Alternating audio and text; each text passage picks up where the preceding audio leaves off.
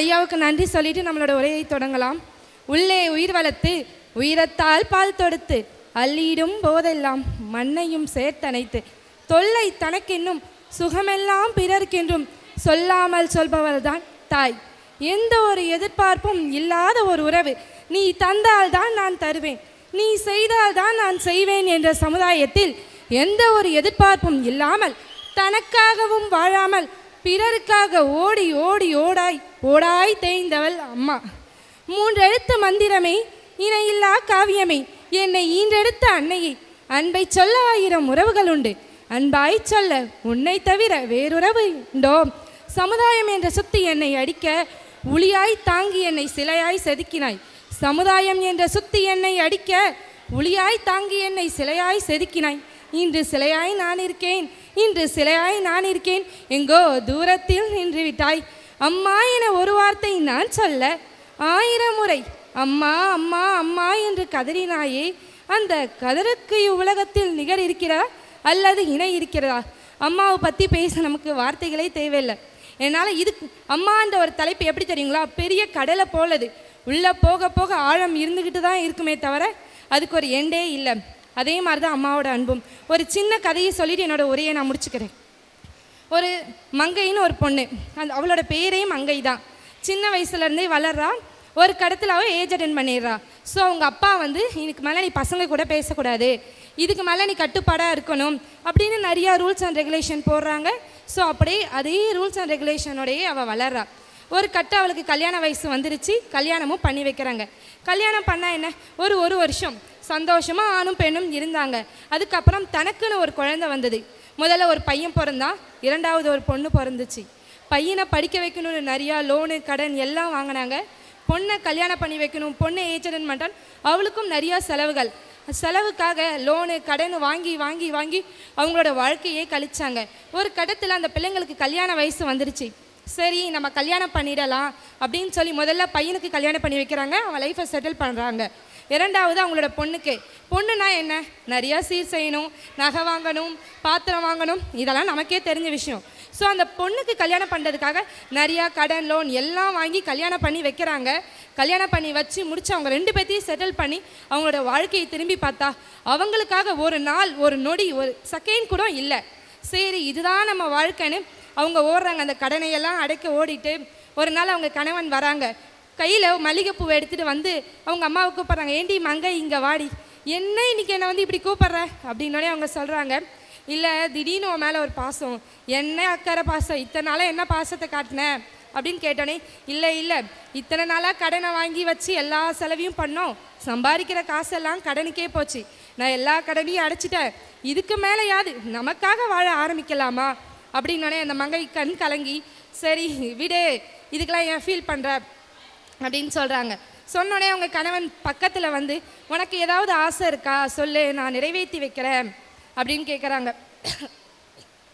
உடனே மங்கை சொல்கிறாங்க, எனக்கு ஒன்றும் பெரிய ஆசை இல்லை, எனக்கு முன்னாடியே நீ போய் சேர்ந்துடணும் கடவுள்கிட்ட, அதுதான் எனக்கு பெரிய ஆசை அப்படின்னோடனே கணவன் கேட்குறாரு, உனக்கு என்ன இப்படி ஒரு ஆசை, நான் இறந்துட்டா உனக்கு அவ்வளோ சந்தோஷமா?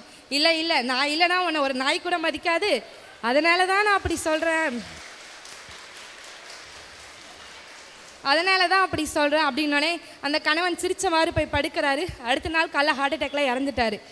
ஸோ அந்த அம்மா என்ன பண்ணாங்க, அந்த பிள்ளைங்கள்லாம் சேர்ந்து அவங்க கணவனை எல்லாமே இறுதி சடங்கெல்லாம் முடிச்சிட்டாங்க. முடித்து அந்த பொண்ணும் பையனும் ஒரு ஒப்பந்தம் போகிறாங்க. என்னென்னா, 1 மாதம் அம்மா என் வீட்டில் இருக்கட்டும், 1 மாதம் அம்மா உன் வீட்டில் இருக்கட்டும், ஏன்னா என்னோட மனைவியும் திட்டுவா, உன்னோட கணவனும் திட்டுவா அப்படின்னு சொல்லி 1 மாதம் அம்மா மங்கை அவங்களோட பொண்ணோட வீட்டில் இருக்காங்க. 1 மாதம் அவங்களோட பையன் வீட்டில் இருக்காங்க. அப்படியே காலம் போது ஒரு 2 வருஷம் ஆயிடுச்சு. அவங்க அடிக்கடி போக வர அவங்களுக்குள்ள சண்டை வர ஆரம்பிச்சிருச்சு. கணவிக்கும் மணவனுக்கும் இடையில 2 பேருக்குமே சண்டை வந்துருச்சு. சண்டை பெரிய நிலைக்கு போனனால மங்கை சொன்னாங்க, எனக்காக நீங்கள் சண்டை போட்டுக்காதீங்க, நான் எங்கேயாவது போய் நிம்மதியாக கஞ்சோ கூழோ குடிச்சிட்டு இருந்துறேன் அப்படின்னு சொன்னேனே. சரிம்மா, சொத்தெல்லாம் உன் பேரில் தானே அப்பா எழுதி வச்சிருக்காருன்னே, எதுக்கு உங்களுக்கு பிரச்சனை அப்படின்னு சொல்லி எல்லா சொத்தையும் பையன் பேர்லையும் பொண்ணு பேர்லையும் மாற்றி எழுதிட்டாங்க. எழுதி முடிச்சுட்டு அப்படியே அவங்க மட்டுன்னு போகிறாங்க. ஒரு கோயில் வாசலில் போய் உட்காந்துடுறாங்க. என்ன பண்ணுறதுனே தெரியல. இந்த வாழ்க்கையில் முதல்ல பெற்றோருக்காக இருந்தோம், கணவனுக்காக இருந்தோம், பிள்ளைங்களுக்காக இருந்தோம். ஆனால் இன்றைக்கி நமக்காக யாருமே கூட இல்லையே அப்படின்னு அந்த அம்மா கண் கலங்கிட்டு போய் உட்காந்துருக்காங்க. ஒருத்தவங்க வந்து சொல்கிறாங்க, இந்த மாதிரி பெருக்கிற வேலை இருக்குது தெரு தெருவா, நீ வந்து பெருக்கு, மாதம் 2000 கொடுப்பாங்க, நீ சம்பாரிச்சிக்கலாம் அப்படின்னே. சரி சரி நான் சம்பாரிச்சிக்கிறேன்னு அதே மாதிரி அந்த அம்மா பெருக்கிட்டு சம்பாரிச்சிட்டு காசை வாங்கிட்டு கூழோ கஞ்சியோ குடிச்சிட்டு நிம்மதியாக இருந்தாங்க. அப்போ அந்த தெருவெல்லாம் ஒரு புரளி பேச ஆரம்பித்தாங்க. என்னன்னா, சொத்தெல்லாம் பிடுங்கிட்டு பசங்க வந்து அவங்கள விட்டுட்டாங்க, இதுக்காக கஷ்டப்பட்டு படிக்க வச்சாங்க, செலவு பண்ணாங்க அப்படின்னு தெருவெல்லாமே அந்த பசங்களை திட்ட ஆரம்பித்தாங்க. அப்படியே ஒரு நாள் போது அந்த அம்மா ஒரு கோயிலில் உட்காந்துருக்கும் போது அந்த கோயிலில் ஒரு பூசாரி இருப்பாங்க. நீலாம் இவ்வளோ கஷ்டப்பட்ட, உன் பாவத்தை வாங்கிட்டு அவங்களாம் நல்லா இருப்பாங்களா அப்படின்னு அந்த பூசாரி சொல்லும் போது அந்த அம்மா எழுந்து கீழே விழுந்துட்டாங்க. விழுந்து வேக வேகமாக ஓடி போய், ஐயா ஐயா நீங்கள் மட்டும் அப்படி சொல்லிடாதீங்க, ஏன்னா என் பிள்ளைங்க பாவம் பண்ணாலும் அந்த பிள்ளைங்க நல்லா இருக்கணும்னு நினைக்கிறேன். நீங்கள் என் பிள்ளைங்களை சபிச்சிட்டா என் பிள்ளைங்க நல்லா இல்லாத போயிடும், என் பிள்ளைங்க நல்லா இருக்கணும்னு ஆசீர்வாதம் பண்ணுங்க ஐயா அப்படின்னு சொல்கிற உணர்வு யாருக்கு இருக்குன்னா தாய்க்கு மட்டும்தான் இருக்குது. நீ என்ன வேணாலும் பண்ணு, என்ன வேணாலும் செய், எப்படி வேணாலும் திட்டு, ஆனால் உனக்கு ஒன்றுனா நான் வந்து நிற்பேன். இந்த நம்ம அம்மானு ஒரு வார்த்தை வீட்டுக்குள்ளே போகும்போது கூப்பிடுவோம்ல, அந்த வார்த்தைக்கான அர்த்தம் யாருக்கு புரியும்? அம்மாவுக்கு மட்டும்தான் புரியும், யாருக்குமே புரியாது.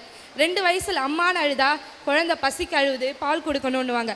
10 வயசில் அழுதா பிள்ளைங்க விளையாடு போக மாட்டேங்குது, வெளியே போகணும் அப்படின்னு சொல்லுவாங்க. இல்லை ஒரு 20 வயசில் அழுதா, என்னடா அப்பா திட்டுவார், பசங்க கூட ஊர் சுற்றக்கூடாது அப்படின்னு சொல்லி திட்டுவாங்க. 22, 23 வயசில் போய் அம்மானுன்னா, வேலை கிடச்சிருண்டா பையா, ஃபீல் பண்ணாத, உனக்கு நல்ல எதிர்காலம் இருக்குன்னு ஊக்கப்படுத்துவாங்க. ஒரு 26, 27 வயசில் போய் நின்னா, ஏய் யாரா அந்த பொண்ணு சொல்லுடா அப்படின்னுவாங்க. ஒரு 35 வயசில் போய் அம்மானு கூப்பிட்டா, அப்போவே சொன்னண்டா நீ அவளை கல்யாணம் பண்ணாதன்ட்டு பார்த்தியா அப்படின்னுவாங்க. சரி 45 வயசில் போய் அம்மானு நின்னா சொல்லுவாங்க, உன் பிள்ளைங்களாடா, பிள்ளைங்க அப்படி தாண்டா இருக்கும், நானும் உன்னை இப்படி தானடா கஷ்டப்பட்டு வளர்த்தேன், இப்போயாவது எனக்கு உன் அருமை, என் அருமை உனக்கு புரியுதாடா அப்படின்வாங்க. 55 வயசில் போய் நின்னா, சரிடா சொத்து தானடா வாங்கி தரேன், இதில் என்ன அம்மானு நீ உள்ளே போகும்போது கூப்பிட்ற ஒரு வார்த்தைக்கு அவ்வளோ அர்த்தங்கள் இருக்குது. உள்ளே போகும்போதே நம்ம பையன் சந்தோஷமாக வரானா, அழுதுட்டு வரானா, கவலையில் வரானா, யாராவது ஏதாவது சொல்லிட்டாங்களா அப்படின்ற ஒரு விஷயம் யாருக்கு புரியும்னா தாய்க்கு மட்டும்தான் புரியும். அம்மான்ற உறவு எப்படி தெரியுங்களா, ஒரு இருட்டான அறையில் ஒரு மெழுகை ஏற்றி வச்சது போல் அந்த மெழுகு உருகும் உருகும் உருகும் உருகி அந்த ரூமுக்கு தான் வெளிச்சம் தருவோம். அந்த ரூம் யார்? பிள்ளைங்க. பிள்ளைங்களுக்காக தான், தேங்க்யூ, பிள்ளைகளுக்காக தான் அந்த அம்மா வாழ்கிறதே. ஒரு பெண்ணானவ அவளோட அழகை இழக்கிறா. குழந்தைக்கு பால் கொடுத்தா தன்னோட அழகு போயிடும் தெரிஞ்சும் அழகை இழக்கிறா, தன்னோட இளமையை இழக்கிறா. பிள்ளைங்களுக்காகனு கணவன் எப்படி இருந்தாலும் பரவாயில்லன்னு பிள்ளைங்களுக்காக வாழ்ந்து தன்னோட வாழ்க்கையை இழக்கிறா. ஒரு கட்டத்தில் சூடு சொரணம் மான ரோஷம் எல்லாத்தையும் இழந்து நம்ம ஸ்கூல் வாசலில் வந்து நிற்பாங்க, என் பையன் தெரியாத தப்பு பண்ணிட்டான்னு. அப்படிப்பட்ட தாய்க்கு பெரிய நன்றியை சொல்லி என்னோட உரையை முடித்துக்கிறேன். நன்றி.